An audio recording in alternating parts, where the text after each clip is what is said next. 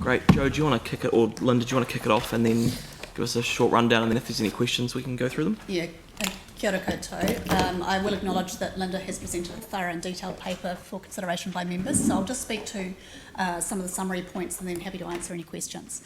But firstly, I wanted to acknowledge the support of members over the last 6 months. It's been a hugely challenging period as we've all collectively navigated our post-COVID response, and as we've seen with the news overnight, this continues to be a highly dynamic situation.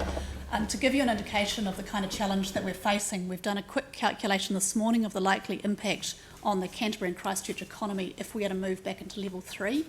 And currently, based on our estimates, around $22 million is spent in retail spend within the Canterbury economy per day, compared to just $10 million if we are to move to level 3.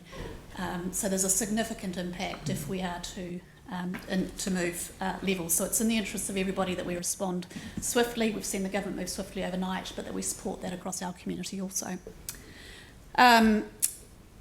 COVID has required a complete re-evaluation of ChristchurchNZ's work programme, and we were grateful for the extension of time to enable us also to rework our statement of intent so that we can capture the necessary response within that. As you'll see within the document, our work programme for the coming year is designed to deliver directly to the Ōtautahi socio-economic COVID response plan. There's 3 horizons that we're working within. There's firstly respond, recover, and then reposition, and there's several core work streams within that which navigate from business survival and job protection through to a transition of the economy for the future. We workshopped with elected members as we were preparing this document, and that workshopping around inclusive prosperity was enormously helpful in terms of informing our statement of intent and also the socio-economic recovery plan and our work programme that supports that. And you'll see within both our statement of intent and in time also within our work programme that there are a number of actions that are designed to support the prosperity of our most vulnerable members within our community, including young school leavers, Māori and the recently unemployed. You'll also see within our statement of intent a commitment to meaningful measures that protect and grow decent work, and that captures our commitment to the Sustainable Development Goals also. But what hasn't changed is our purpose and mission. We remain committed and steadfast in our approach to these, our purpose being to sustainably grow the economy to the benefit of Ōtautahi Christchurch, and our mission being to ignite bold ambition for our community.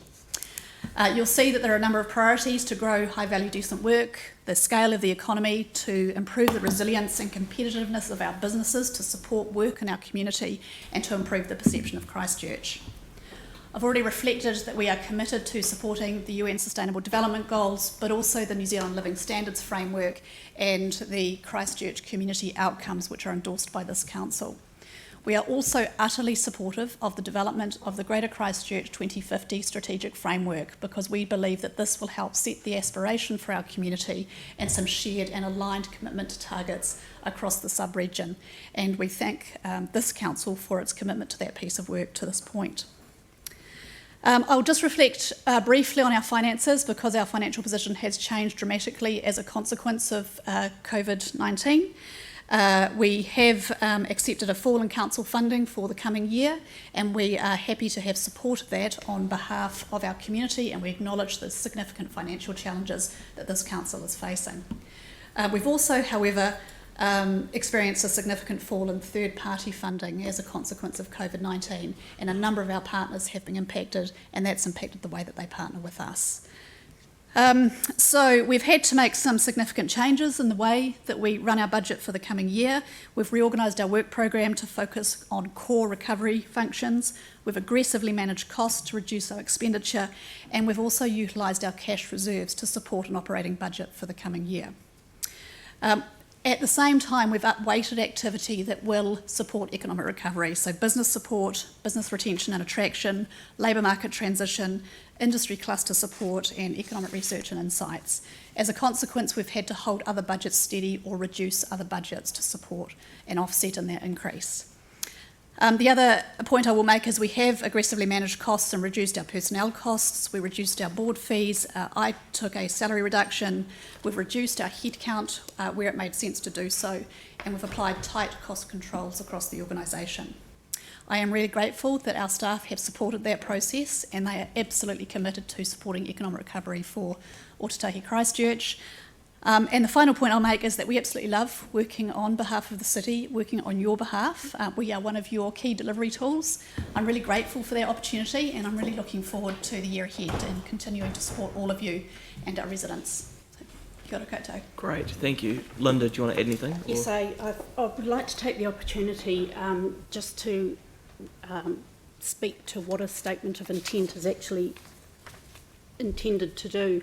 It is not a document that details activities right down to work programs and tasks and functions. It is a high-level statement of the intent of the organisation to deliver against outcomes that are scoped within the statement. It has accountability measures and the programs that feed up into those measures, and their statement of intent that sit with the organisation and any other parties who are contributing to that piece of work. Cool. Any questions? Oh, Mel? Yes. Oh, hang on, Yanni. Melody first and then Yanni.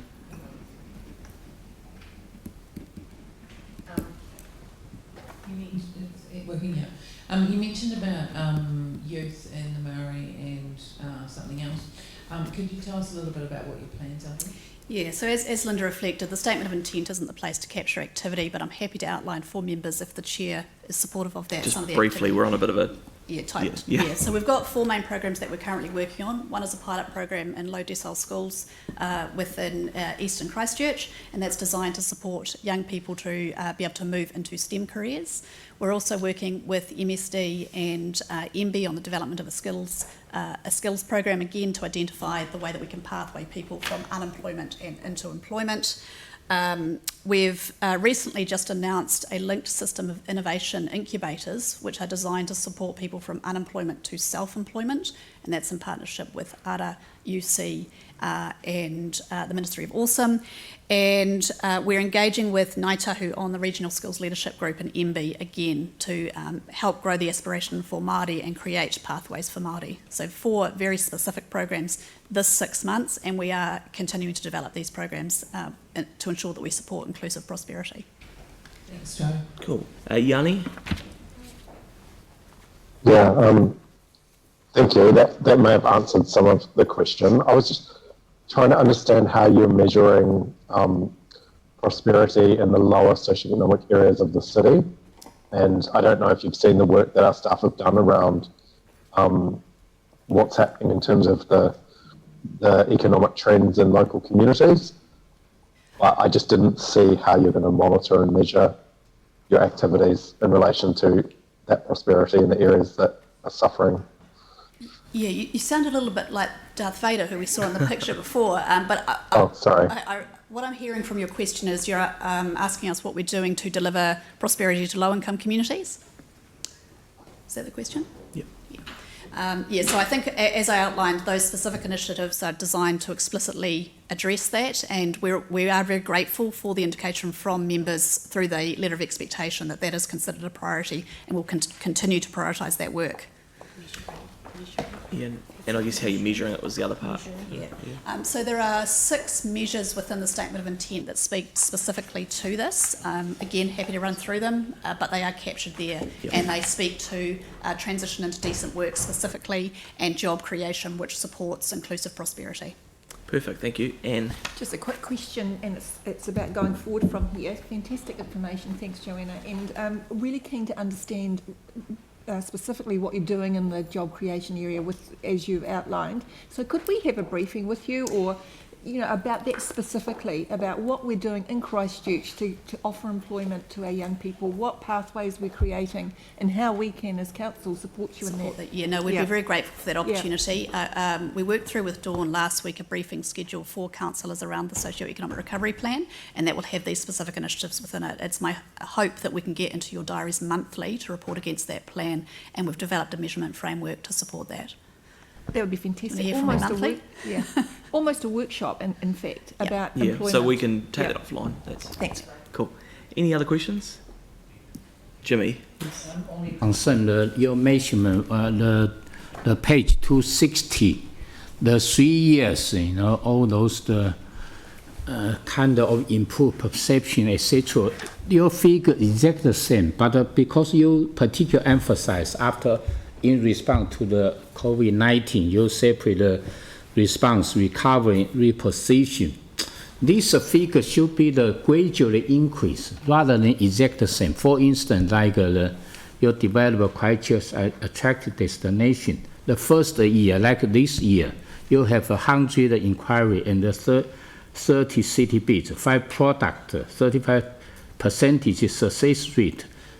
The other second year, the same, no any difference. So I just want to know, how did you to focus on, the response or the recovery, etc., rather than reposition? It's a really fair question. As we Yes. assess the targets for the out year, there were a couple of uncertainties that we needed to take into account. Yes. One is our long-term funding position. We don't have a great deal of certainty around Yes. our funding beyond this year as we move through the LTP process. Yes. And then the other is the volatility of COVID. We just simply, Yes. at the time we drafted the statement of intent, we don't have enough information to really be accurate in those out years. So you can expect to see us update that in the next statement of intent.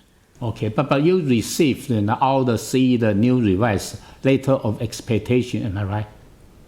We received an updated letter of expectation, that's correct, probably and we've that's all responded to that. the council's new expectation, yes. Yes, yeah.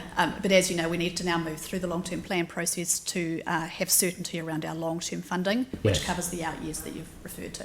Okay, thank you. Great. Thank you. I'm happy to move this. Do we have a seconder? Tim? Any discussion? All in favour, say aye. Against? Carried. Thank you very much, Joanna, for that. Thanks, guys. Leah, we might